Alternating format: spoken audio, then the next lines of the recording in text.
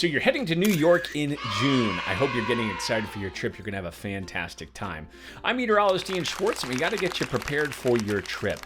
In this video, we're going to talk about three things: the average temperatures you can expect in the month, the number of days of rain they typically see in June, and any alerts you need to keep in mind so you're prepared and you're not caught off guard.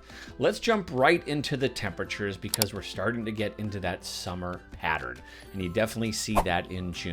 So the average highs at the start of the month are in the mid 70s, still pretty pleasant. But then by the end of the month, our highs are in the mid 80s, and these are our average temperatures. So you can easily see some swings into the 90s and get some pretty warm days in June in the city.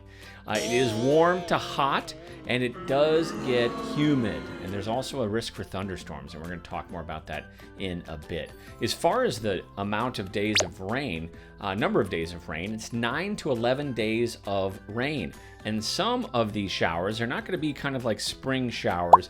We are going to see a thunderstorm risk, so that is something you want to keep in mind.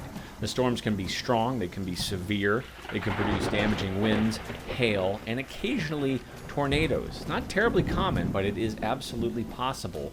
What happens in the month and as we get going into summer is we see the Bermuda High expand. It's a semi-permanent high-pressure system that sits over the Atlantic, and it expands westward as we get going into the summer months, and it draws in a lot of humidity along the east coast and warm temperatures with that southerly flow. So that's where all that humidity comes from on the east coast in the summer months, and June is definitely one of them. As far as alerts we want you to know about, well, it is going to be the warmth and it is going to be the humidity.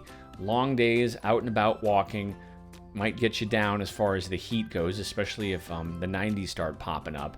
Another alert would be the stormy conditions we want you to know about. Some of those thunderstorms happen in the afternoon and the evening, and if you're going to be outside, make sure you have access to get inside if the weather gets pretty hairy, and make sure you're getting alerts on your phone as well.